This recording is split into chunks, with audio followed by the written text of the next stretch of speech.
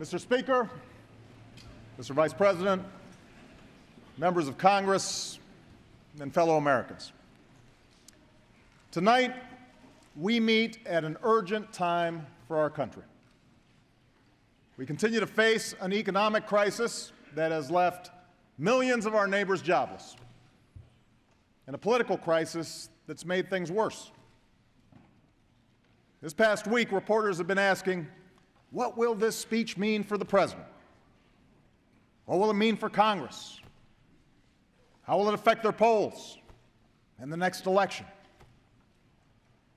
But the millions of Americans who are watching right now, they don't care about politics. They have real-life concerns. Many have spent months looking for work. Others are doing their best just to scrape by, giving up nights out with the family to save on gas or make the mortgage, postponing retirement to send a kid to college. These men and women grew up with faith in an America where hard work and responsibility paid off. They believed in a country where everyone gets a fair shake and does their fair share, where if you stepped up, did your job, and were loyal to your company, that loyalty would be rewarded with a decent salary and good benefits, maybe a raise once in a while. If you did the right thing, you could make it. Anybody could make it in America. And for decades now, Americans have watched that compact erode. They have seen the decks too often stacked against them. And they know that Washington has not always put their interests first. The people of this country work hard to meet their responsibilities. The question tonight is whether we'll meet ours. The question is whether, in the face of an ongoing national crisis, we can stop the political circus and actually do something to help the economy.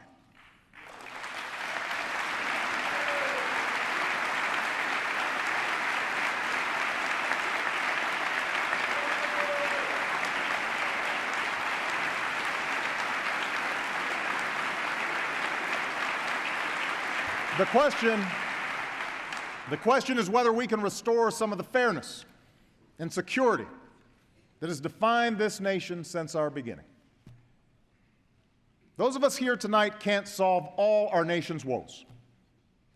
Ultimately, our recovery will be driven not by Washington, but by our businesses and our workers. But we can help. We can make a difference. There are steps we can take right now to improve people's lives. I am sending this Congress a plan that you should pass right away. It's called the American Jobs Act. There should be nothing controversial about this piece of legislation. Everything in here is the kind of proposal that's been supported by both Democrats and Republicans, including many who sit here tonight. And everything in this bill will be paid for. Everything.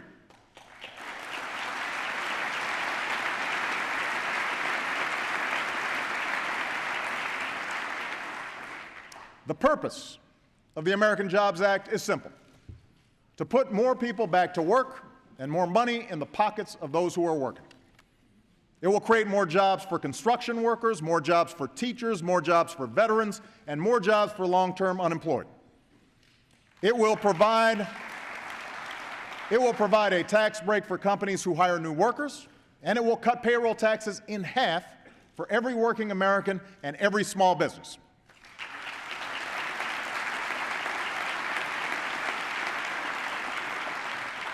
It will provide a jolt to an economy that has stalled and give companies confidence that if they invest and if they hire, there will be customers for their products and services.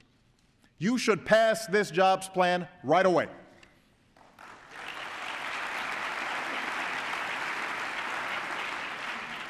Everyone here knows that small businesses are where most new jobs begin. And you know that while corporate profits have come roaring back, smaller companies haven't. So for everyone who speaks so passionately about making life easier for job creators, this plan's for you. Pass this jobs bill. Pass this jobs bill, and starting tomorrow, small businesses will get a tax cut if they hire new workers or if they raise workers' wages. Pass this jobs bill, and all small business owners will also see their payroll taxes cut in half next year. If you have 50 employees making an average salary, that's an $80,000 tax cut. And all businesses will be able to continue writing off the investments they make in 2012. It's not just Democrats who have supported this kind of proposal. 50 House Republicans have proposed the same payroll tax cut that's in this plan. You should pass it right away.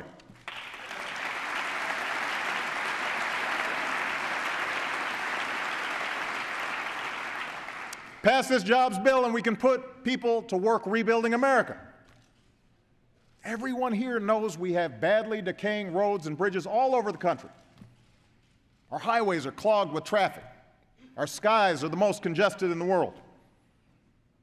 It's an outrage. Building a world-class transportation system is part of what made us an economic superpower. And now we're going to sit back and watch China build newer airports and faster railroads at a time when millions of unemployed construction workers could build them right here in America?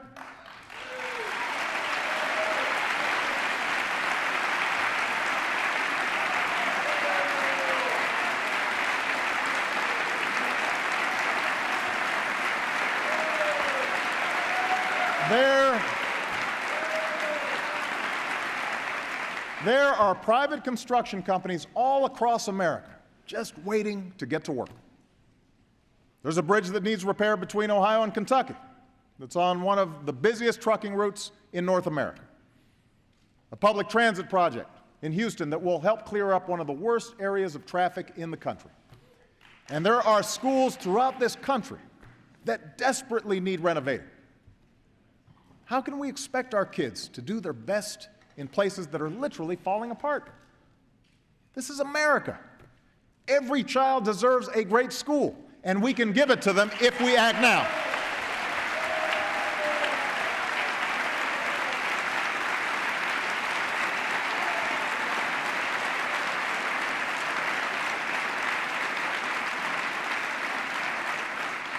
The American Jobs Act will repair and modernize at least 35,000 schools.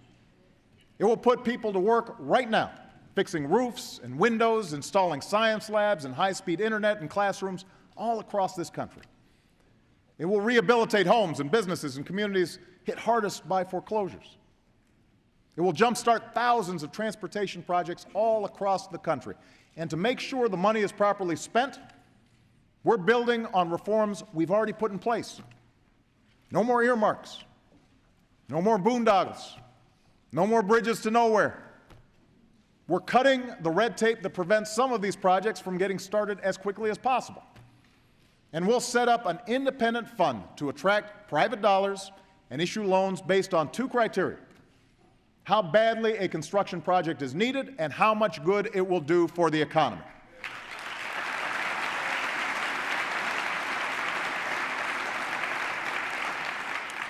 This idea came from a bill written by a Texas Republican and a Massachusetts Democrat. The idea for a big boost in construction is supported by America's largest business organization and America's largest labor organization. It's the kind of proposal that's been supported in the past by Democrats and Republicans alike. You should pass it right away.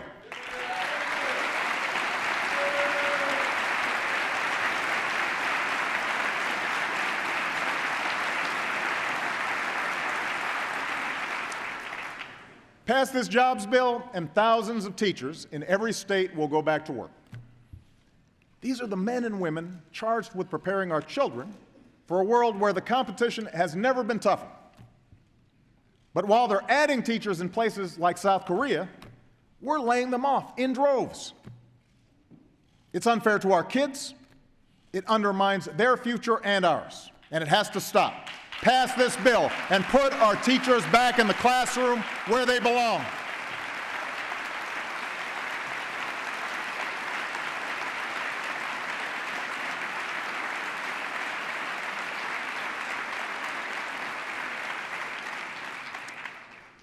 Pass this jobs bill, and companies will get extra tax credits if they hire America's veterans. We ask these men and women to leave their careers, leave their families, risk their lives to fight for our country. The last thing they should have to do is fight for a job when they come home.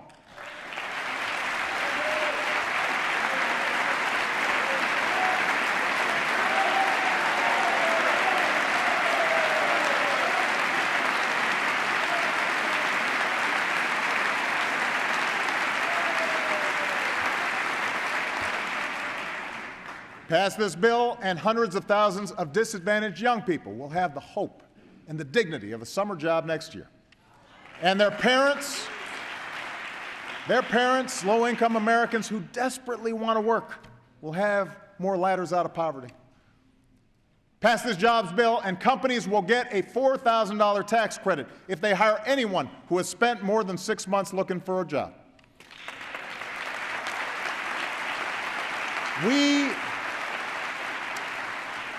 We have to do more to help the long-term unemployed in their search for work.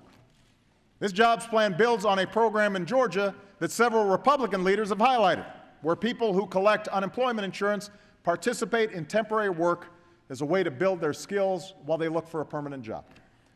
The plan also extends unemployment insurance for another year. If the millions of unemployed Americans stop getting this insurance and stop using that money for basic necessities, it would be a devastating blow to this economy. Democrats and Republicans in this chamber have supported unemployment insurance plenty of times in the past, and in this time of prolonged hardship, you should pass it again, right away.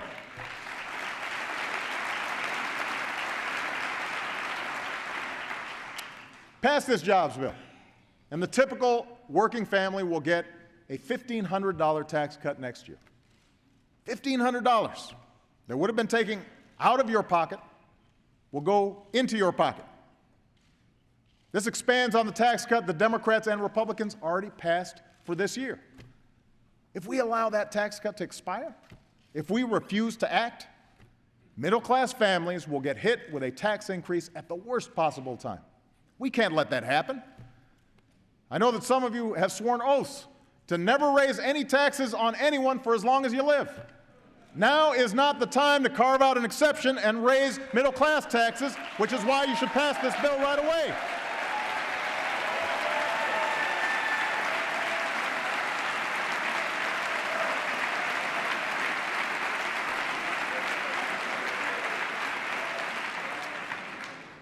This is the American Jobs Act. It'll lead to new jobs for construction workers, for teachers, for veterans, for first responders, young people, and the long-term unemployed. It'll provide tax credits to companies that hire new workers, tax relief to small business owners, and tax cuts for the middle class. And here's the other thing I want the American people to know. The American Jobs Act will not add to the deficit. It will be paid for. And here's how. The agreement we passed in July will cut government spending by about $1 trillion over the next 10 years. It also charges this Congress to come up with an additional $1.5 trillion in savings by Christmas. Tonight, I am asking you to increase that amount so that it covers the full cost of the American Jobs Act. And a week from Monday, I'll be releasing a more ambitious deficit plan, a plan that will not only cover the costs of this jobs bill, but stabilize our debt in the long run.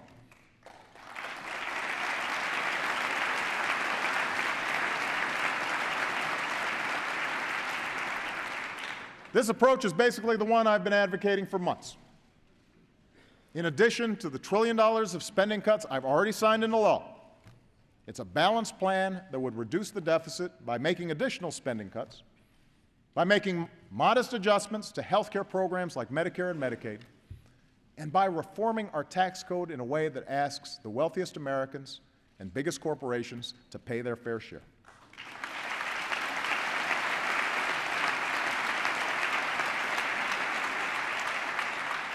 What's more, the spending cuts wouldn't happen so abruptly that they'd be a drag on our economy or prevent us from helping small businesses and middle-class families get back on their feet right away. Now, I realize there are some in my party who don't think we should make any changes at all to Medicare and Medicaid, and I understand their concerns. But here's the truth. Millions of Americans rely on Medicare in their retirement, and millions more will do so in the future. They pay for this benefit during their working years. They earn it. But with an aging population and rising healthcare costs, we are spending too fast to sustain the program. And if we don't gradually reform the system while protecting current beneficiaries, it won't be there when future retirees need it. We have to reform Medicare to strengthen it. I'm also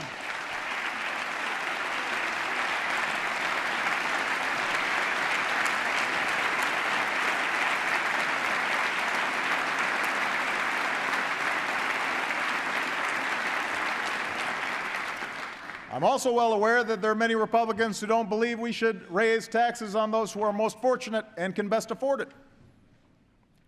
But here's what every American knows.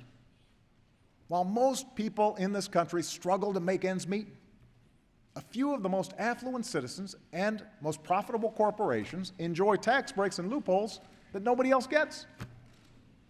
Right now, Warren Buffett pays a lower tax rate than his secretary, an outrage he has asked us to fix.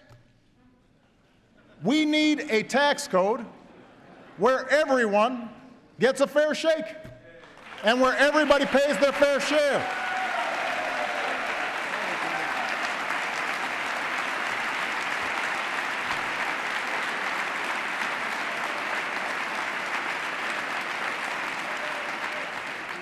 And by the way, I believe the vast majority of wealthy Americans and CEOs are willing to do just that if it helps the economy grow and gets our fiscal house in order.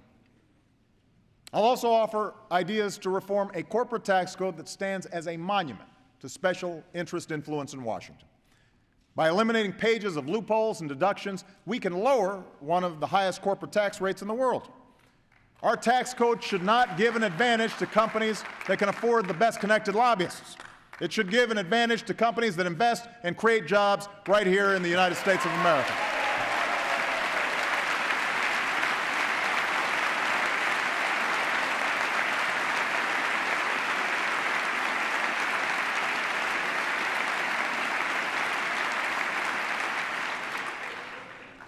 So we can reduce this deficit, pay down our debt, and pay for this jobs plan in the process.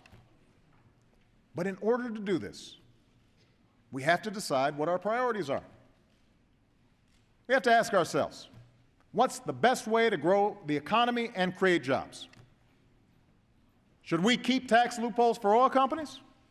Or should we use that money to give small business owners a tax credit when they hire new workers? Because we can't afford to do both.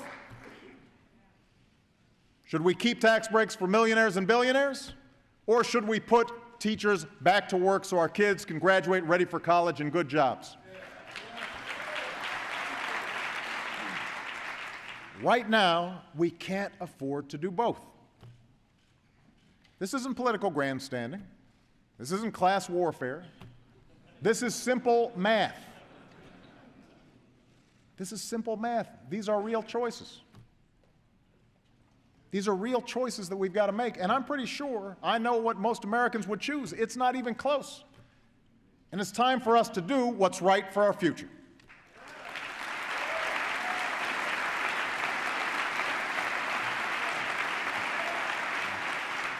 Now, the American Jobs Act answers the urgent need to create jobs right away. But we can't stop there. As I've argued since I ran for this office, we have to look beyond the immediate crisis and start building an economy that lasts into the future. An economy that creates good, middle-class jobs that pay well and offer security. We now live in a world where technology has made it possible for companies to take their business anywhere. If we want them to start here and stay here and hire here, we have to be able to outbuild and out-educate and out-innovate every other country on earth.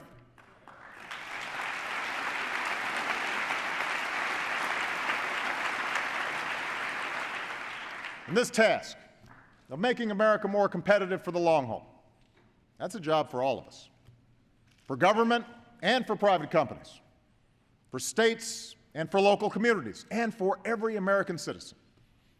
All of us will have to up our game. All of us will have to change the way we do business. My administration can and will take some steps to improve our competitiveness on our own. For example, if you're a small business owner who has a contract with the federal government, we're going to make sure you get paid a lot faster than you do right now.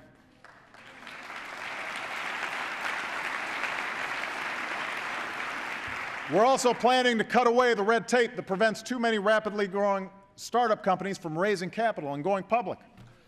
And to help responsible homeowners, we're going to work with federal housing agencies to help more people refinance their mortgages at interest rates that are now near 4%. That's a step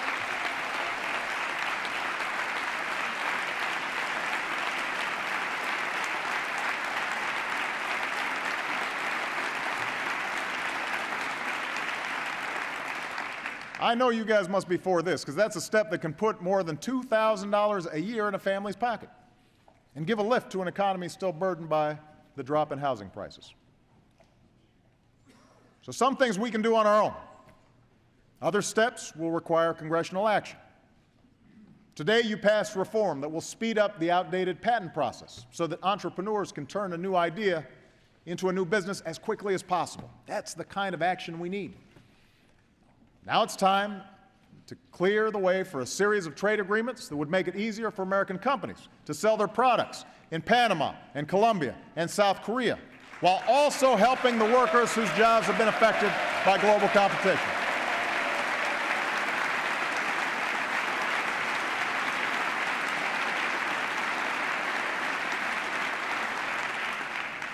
If Americans can buy Kias and Hyundais, I want to see folks in South Korea driving Fords and Chevys and Chryslers. I want to see more products sold around the world stamped with the three proud words, "Made in America." That's what we need to get done.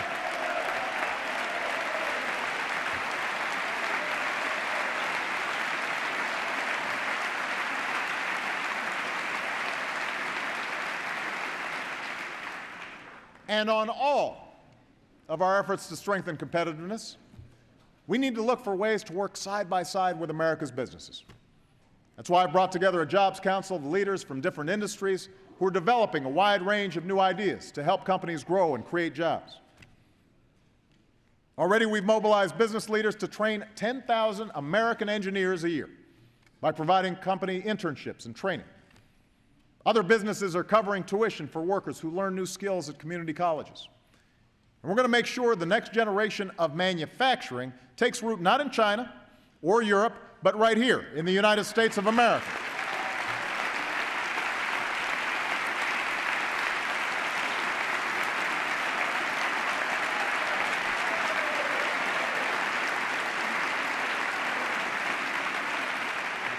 If we provide the right incentives, the right support, and if we make sure our trading partners play by the rules, we can be the ones to build everything from fuel-efficient cars to advanced biofuels to semiconductors that we sell all around the world. That's how America can be number one again. And that's how America will be number one again.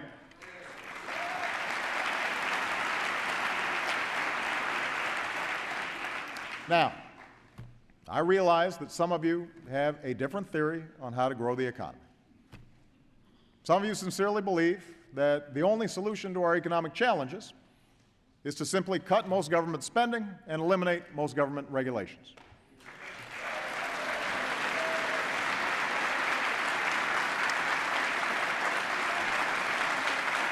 And,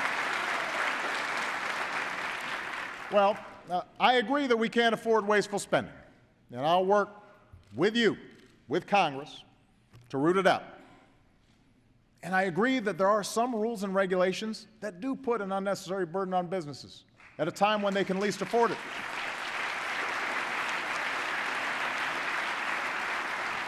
That's why I ordered a review of all government regulations. So far, we've identified over 500 reforms, which will save billions of dollars over the next few years. We should have no more regulation than the health, safety, and security of the American people require.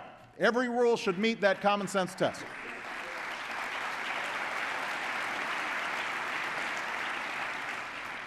But what we can't do, what I will not do, is let this economic crisis be used as an excuse to wipe out the basic protections that Americans have counted on for decades.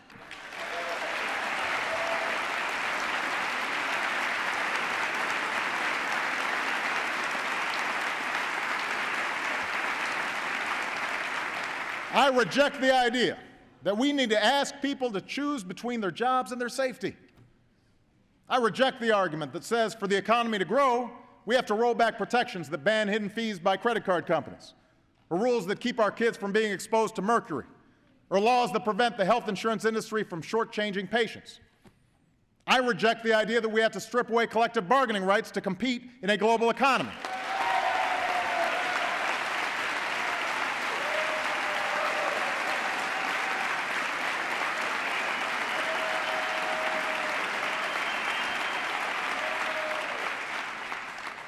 We shouldn't be in a race to the bottom where we try to offer the cheapest labor and the worst pollution standards.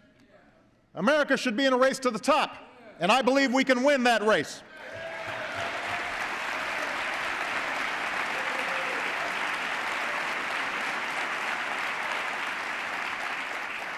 In fact, this larger notion that the only thing we can do to restore prosperity is just dismantle government, refund everybody's money, and let everyone write their own rules and tell everyone they're on their own, that's not who we are.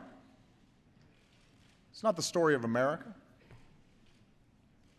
Yes, we are rugged individualists.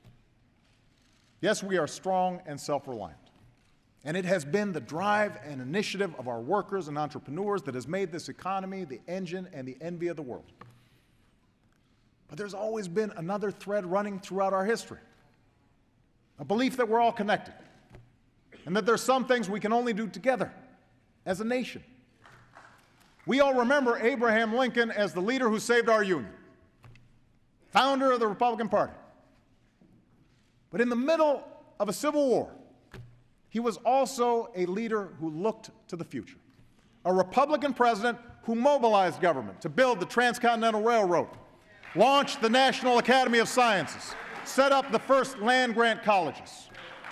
And leaders of both parties have followed the example he set. Ask yourselves, where would we be right now if the people who sat here before us decided not to build our highways, not to build our bridges, our dams, our airports? What would this country be like if we had chosen not to spend money on public high schools, or research universities, or community colleges? Millions of returning heroes, including my grandfather, had the opportunity to go to school because of the GI Bill. Where would we be if they hadn't had that chance?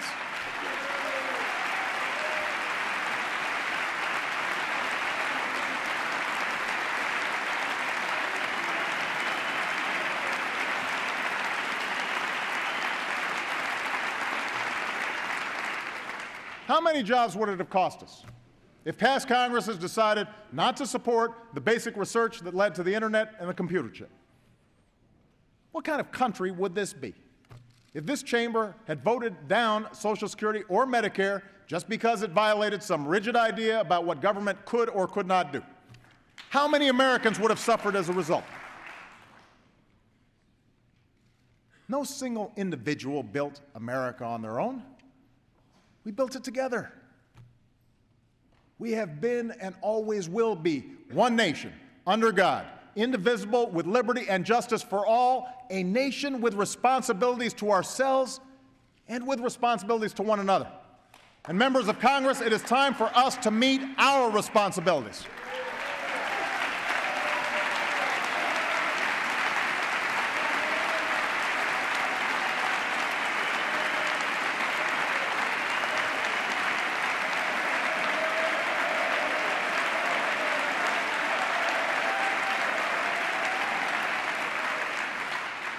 Every proposal I've laid out tonight is the kind that's been supported by Democrats and Republicans in the past. Every proposal I've laid out tonight will be paid for. And every proposal is designed to meet the urgent needs of our people and our communities. Now, I know there's been a lot of skepticism about whether the politics of the moment will allow us to pass this jobs plan or any jobs plan. Already we're seeing the same old press releases and tweets flying back and forth. Already the media has proclaimed that it's impossible to bridge our differences. And maybe some of you have decided that those differences are so great that we can only resolve them at the ballot box. But know this, the next election is 14 months away. And the people who sent us here, the people who hired us to work for them, they don't have the luxury of waiting 14 months.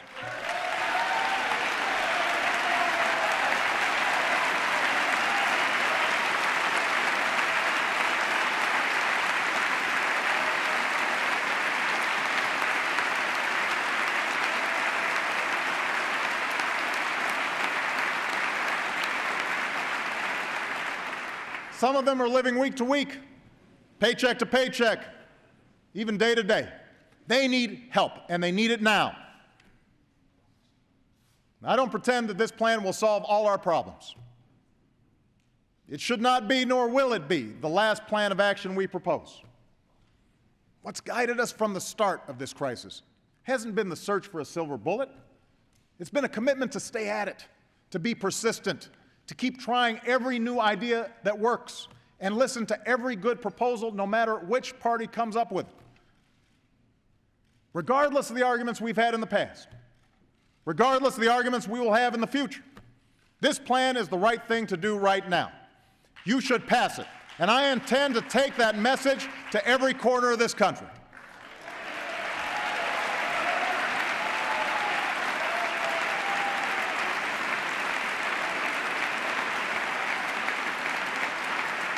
And I ask every American who agrees to lift your voice. Tell the people who are gathered here tonight that you want action now. Tell Washington that doing nothing is not an option.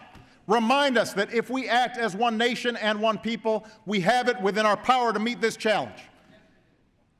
Now, President Kennedy once said, "Our problems are man-made, therefore they can be solved by man. And man can be as big as he wants." These are difficult years for our country, but we are Americans. We are tougher than the times we live in, and we are bigger than our politics have been. So let's meet the moment, let's get to work, and let's show the world once again why the United States of America remains the greatest nation on earth. Thank you very much. God bless you. And God bless the United States of America.